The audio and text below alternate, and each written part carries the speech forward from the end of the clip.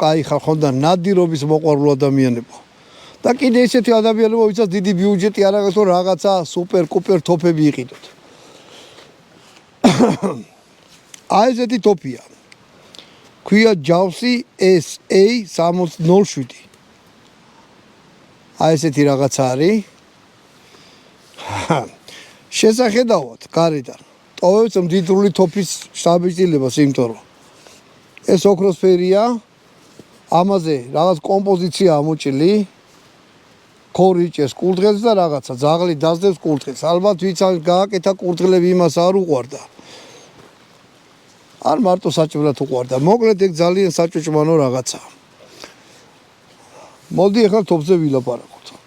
ყველაზე მაგარი რაც არის, თოფი ღირდა 800 ლარი.